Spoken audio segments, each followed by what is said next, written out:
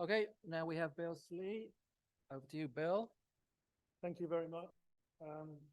Although my most recent job, although I'm long since retired, was with the James Hutton Institute, I should say that these views are very much personal views and not in any way connected with the Institute. I'm going to try and look at the policy architecture, the institutional architecture, and ask what is needed to improve things from where we are. What we've seen already is that some individual farmers are quite prepared to take the initiative and move on that pathway. That's hugely encouraging. But what's less encouraging is the numbers that are not prepared to go voluntarily. So we need policy to provide a series of nudges to make things work. But I want to make a couple of prefatory points really before we go, one of which Pete just made, and that is a commitment to a just transition. And quite a lot of rural Scotland is about livestock production. Quite a lot of culture in the northeast connects through to that identity with the land and with livestock production. Don't forget that, because it's very, very close to a lot of people. And when we do all these budgets, the second point I want to make, when we do all these budgets about agriculture and agriculture's obligation to reduce emissions, are we essentially saying that a unit of emissions reduction in food production, in its widest sense, should be treated in exactly the same way as a leisure flight and the desire to reduce emissions there, or some plastic toys that your kids play with? In other words, does food production have a distinctiveness which justifies a particular position in any obligation to reduce emissions? Because if we look at Scotland's emissions today, more than half of them are actually emissions that are taking place outside Scotland based on imports that we consume in Scotland.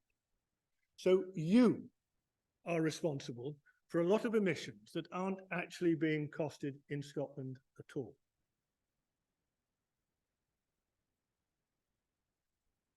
What I think, though, is that if we look at policy in Scotland to date, it's been timid. It's been very much driven by a voluntary approach. It's backed by some quite good science now. But where there has been timidity, I think there needs to be boldness. And there are possibilities to reduce those emissions, and we've seen that already in what has been done. Sorry. Oh, sorry. I pressed downwards. Does that work now? Nothing's moving. So I want to consider the nature of the policy challenge. I want to consider the barriers to adoption of policy, and I want to consider the type of policy that might work. Sorry, who's at the bottom? Sorry. Right. Globally, as we've heard already, and in Scotland, the agro-food sector is responsible for a very significant proportion of the total emissions. And as Peter said, that large ruminant livestock population and the fact that red meat export is very important to Scotland PLC is an issue that has to be confronted. Quite often, where there are at the moment those ruminant livestock systems, there are limited other activities that can take place in the hills and uplands where livestock production is important, with the significant exception of forestry on lower carbon soils.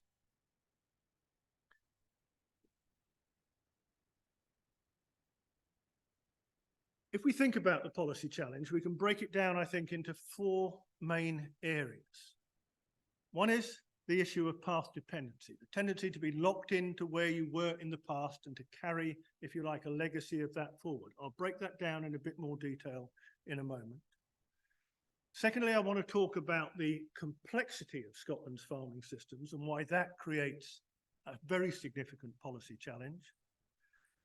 And then I want to look at why there has been inaction when there needs to be inaction, and what the impacts of inaction actually are, as well as what the impacts of action might be. And then I want to explore some of the institutional and policy possibilities. What do I mean by path dependency? If you're locked in from quite a long time into the past, into a particular set of farming systems and a particular set of policies hinging around single farm payments in Scotland, direct payments, essentially as kind of disguised production subsidy, then it's quite hard to change tack. And quite often, if farmers have particular assets, cattle courts and cattle buildings, you think, well, I'll carry on this system because I've basically got the fixed investments that go with a particular farming system. So you carry on, even if that system's sometimes not profitable. And if you look at the history of beef profitability across Scotland, it's appalling over the years. One of the issues with the farm sector is that the farm sector is asset rich. Land's worth quite a lot. Farms are worth quite a lot. But often they don't generate desperately high incomes. So if you're not generating high income, but the asset's valuable, you can sell off an old steady and you've got 3 or 4 years income. So you can carry on with your farming system without having to change it too much. And many people do. And we might also argue that the political status quo, changing that is rather difficult, because the Scottish NFU has always been a very powerful voice for the ruminant livestock lobby. And there's quite a cosy relationship, I think, in Scotland between government and NFU, which probably is much more powerful than it is over the border in England. And certainly, even though Scotland has many similarities with Wales, probably more powerful than it is in Wales as well. Let's move on and think about system complexity if we're trying to design policy to come to terms with things. It's a very diverse sector, from some very intensive arable agriculture areas in places like the Mearns and East Lothian and Fife, to some incredibly low density livestock production in the remote hills, where whether you call it agriculture or whether you call those beasts that are roaming the hills tick mocks for grouse moors is sometimes a moot point. There's very highly diverse performance within sectors, and I'll come back to that in just a moment. Measuring and verification is very, very difficult at a farm level. We're now developing technology which will monitor emissions of methane in particular from livestock, individual livestock, and things are moving forward in that direction. But if we use averages, we can be very, very mistaken. And that measuring and verification, which you need if you want to design good policy, is also very challenging at a national level when you try and stack up the diversity of performance within the sector and the diversity of systems within any one sector, such as beef. Also want to make a point here. Some people would argue that because some of the greenhouse gases produced by ruminants disappear within 10 or 15 years or so, we shouldn't treat them in the same way as we treat emissions that create very, very long-term emissions in the environment over hundreds of years. So should we treat an emission today from methane, which is only there for 15 years, I think is Pete can correct me on the figures roughly, with one from nitrous oxide, which is in excess of what, a couple of hundred. Is that reasonable? Because I think it raises some quite interesting questions. And it may actually help the ruminant livestock sector a little. But just a bit on intrasectoral variability. If we look at the beef sector, and this is from a McKinsey report just published, in kilograms of carbon dioxide equivalent per kilogram of carcass weight, the difference between the lowest and the highest in beef production systems is between about 5.5 kilograms and 55. In other words, there's an order of magnitude difference within that single beef production system. Can I say that those arise in Scotland? No, I can't. But I can say that there will be a very, very wide range in Scotland that you're dealing with. It's slightly less in lamb, and importantly, as has been hinted at already, if we go to monogastrics, the carbon intensity of production is very, very much less. Now, one of the ways that people are talking about dealing with this as a policy is taxing that carbon.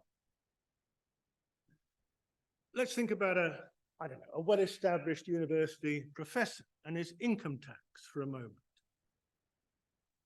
Let's say he earns £75,000 a year. He pays income tax on £75,000 a year pretty well because he pays PAYE and he doesn't have many of the advantages that the farmer has. But let's say we got the calculation wrong and we're taxing Pete on £750,000 a year. Because if he was at the top end of my highest figure there, that would be the tax that we needed to invoke to get our money back. Now, where does Roger, as a real farmer, sit within that and his beasts if we're trying to tax that? So I just offer this as an indication of how complex the sector is that we're dealing. And if we just use an average, I could still be making him pay 4 times the tax that he deserved to pay because his beasts are down at the bottom end. It's a real issue that we have to confront. Again, just a little detour or a little sidestep, how we normally consider in economics what we want to abate and how we start that abatement process. If we've got a given quantity of reduction of emissions that we want to make, there will be some things, we call these usually the low-hanging fruit, that you can do and even save the farmer money. Precision agriculture, reducing fertilizer application, they would be the win-wins in that circle in the bottom left corner. And then as we do other things, they get more and more expensive. So if we give people an opportunity to do things, they'll normally take that low-hanging fruit and do those things, especially if government gives them a bung to do it. But they'll tend to resist doing the things that cost more unless they're bribed so to do, or given a nudge and a carrot and a help so to do. The problem is that we see many of these things published for Scottish agriculture or for global agriculture, but they don't help the individual farmer because the particular disposition of resource that Roger has described at NOC means that he has to create his own marginal abatement cost curve, which will be quite distinctive to the bundle of assets and resources that you've got there, which includes some land that is quite difficult to graze, that is quite easy to put trees on. Whereas the farmer in the Mearns with wall-to-wall arable production doesn't have that opportunity. So as you move around different farms in Scotland, so actually the problem that you confront varies farm by farm. Yes, there will be similarities. And yes, I think Scotland has some advantages, over perhaps English farming, because there's often unplantable bits, wetland bits, mossy bits, and so on, that allow opportunities to sequester carbon outwith the core production area of the farm. But that marginal abatement cost curve and its consideration and its translation to an individual curve for each farmer is a really important tool and an important part of the kit. But it's very, very different for every farm, and it needs calibrating for every farm. Let's think now about some of the barriers and the consequences and impact.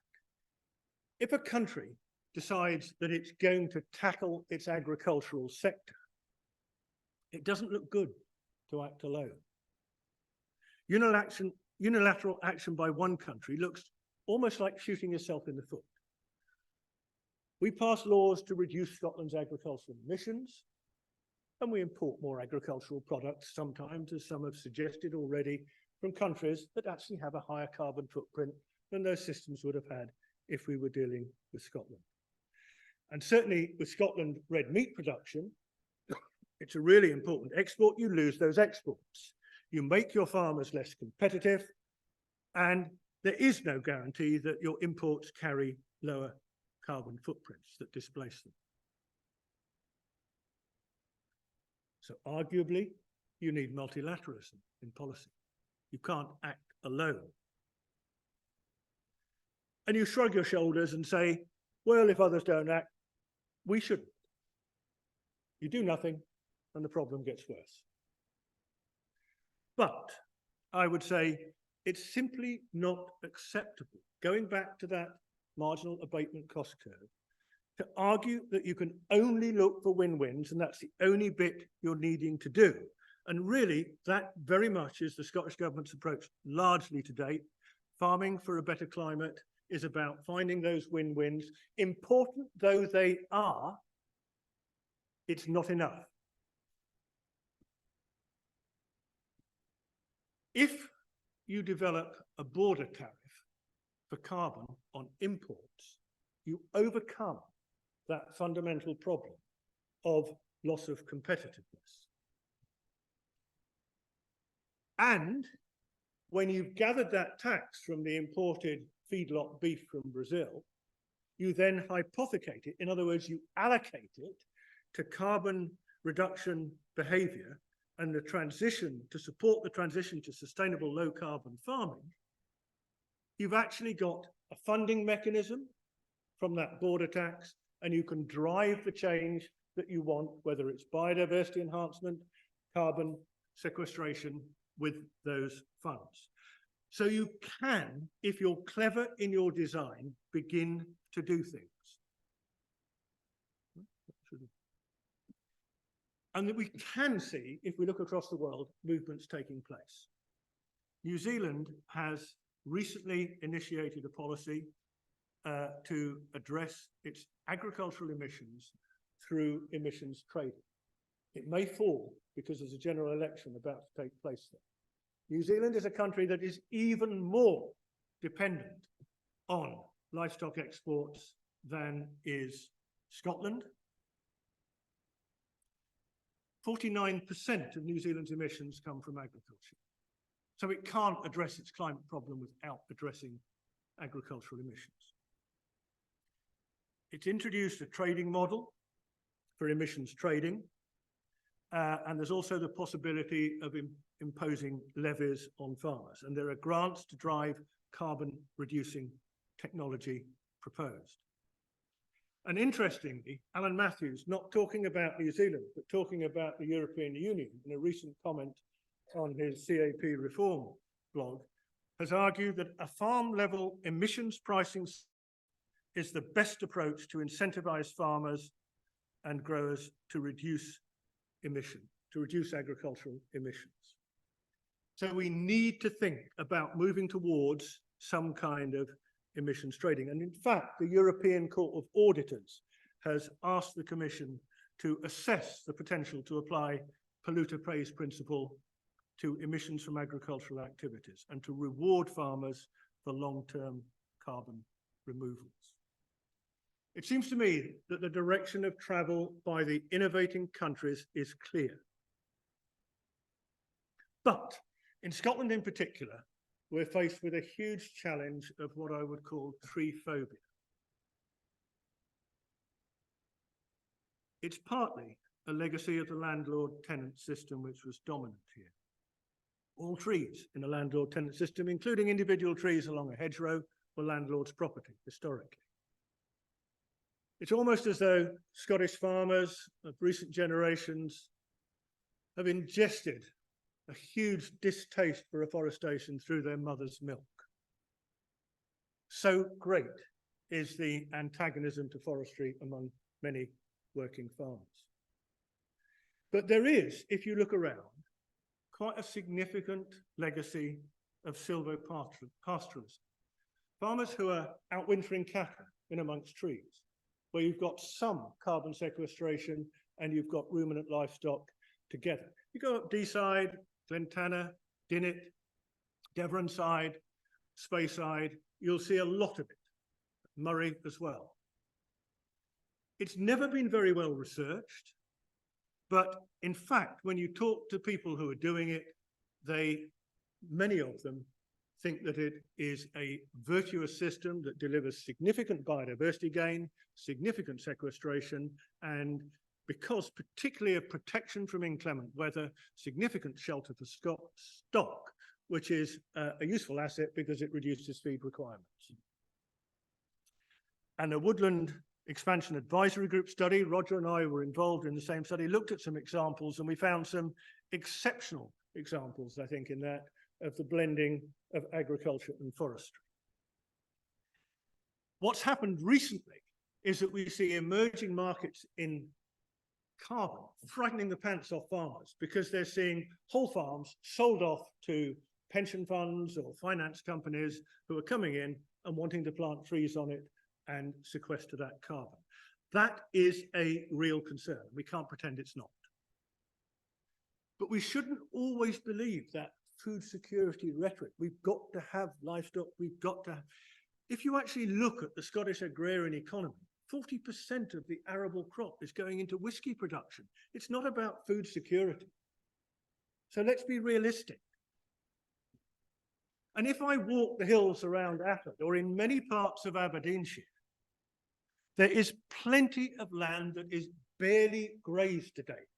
We've looked at the figures and we've seen livestock coming off many, many areas in the upland, and it's visible in the scrubbification processes that we see taking place there. There's a lot of almost unused land that is perfectly capable of planting trees that farmers simply refuse to countenance planting trees on. Roger, in some ways, is an exception to that general rule of the way that Scottish farmers often behave. Those integrated silvopastoral systems can be productive. And it may be that we need to think about other things about local food systems that would also help deliver food security. We've got to somehow overcome this tree phobia and overcome these path dependencies. Let's pause for a moment and think about the tools in the policy makers' armory. People talk about three types of policy. Carrots, these are grants and incentives. Sticks, taxes, cross-compliance, things that we beat you with, make you do. And sermons, things that we can persuade you to do if we're nice to you, and if we can get you to mix together and feel good about it and go away and do something. Look at Scottish agricultural policy recently. There's been a lot of carrot, a lot of direct income payments. Not much stick, a bit of cross-compliance. But if we've got a lot of negative externalities and you know, carbon dioxide emissions and those greenhouse gas emissions are the single greatest externality that the world has ever known, according to Nicholas Stern. Let's not forget that. So we need to think about how we're going to deal with those negative externalities. if you look at the policy rhetoric from Scotland recently, there's fine words on nature-based solutions. Everybody says that these days. But out with two little areas, one of which is peatland restoration, which I think is advancing really quite well in Scotland, but you could say largely falls out with farming. And some recent increases in funding for riparian planting, which is quite good for flood control, quite good for biodiversity, and also good for having less overheated salmonids in your rivers, then that's quite a good thing. But we could argue that we do need tighter cross compliance. If we're going to give you money for food production or whisky production, then we need a bit more direction. And the Welsh Government have recently introduced a proposal, which I think is now in place, to require all except certain classes of exempt farmers, and I can't tell you what they are, 10% of their farmland must be under forest cover, or they will not get the single farm payment. That's quite demanding. So what I would argue is that we need to begin to explore an emissions trading system. I don't believe that Welsh policy is ideal, but in both English and Welsh policy, we see significant changes taking place, and they're not taking place in Scotland at the same speed or to the same extent. England has moved away from direct payments towards payments for environmental services. And soil is very much part of the package in England. Scotland can now act unilaterally with its agricultural policy to a much greater extent than it could in the past. Scotland's got a strong cooperative sector. SAOS, institutions like that have created a strong cooperative infrastructure and machinery rings and so on. There's been great use in Scottish agriculture. It could provide a kind of hub and a market management device for setting up area-based pilot schemes, but also setting up potentially trading schemes in emissions reduction. And what might be a way forward? To initiate, I would argue, a payment for ecosystem services scheme. Initially, I'd argue it should be state-led, although you might end up with private finance coming into it, which accommodates the possibility of stacked benefits. What I mean by that is if I put floodplain planting on a river that causes floods downstream, I'm putting carbon. I'm also reducing flooding. I'm also increasing ecosystem diversity. So I'm stacking the benefits. If we began to pay farmers for those stacked benefits that they're delivering, it may well be that there would be a greater willingness to reduce the emissions. What I would also argue is that we should create an internal land use sector market in tradable carbon. In other words, if that farmer on an intensive farm in the Mearns doesn't really want to stop growing carrots, tatties, wheat and oilseed rape in quite a tight rotation, he can approach Roger and say, how much would I have to cross your palm with to plant some more trees on your poorer land? Or a farmer who wants to retire at the back of Cushing and put a third of his land under trees will, within that managed market for carbon within the farm sector, take the benefit from somewhere else, and it will actually push benefit up the slope away from the intensive farming areas into the hill areas where incomes have historically been so poor. So what you need is to create a trading mechanism to allow different land managers to bid for that emissions reduction, would be my suggested solution. You need a trusted agency to run it. It could be SOS, it could be a new body. It needs to be integrated with monitoring and verification. You need to create a market. We know that you can create markets within agricultural policy because we've seen it in all the naked acres and the single farm payments that were for sale historically.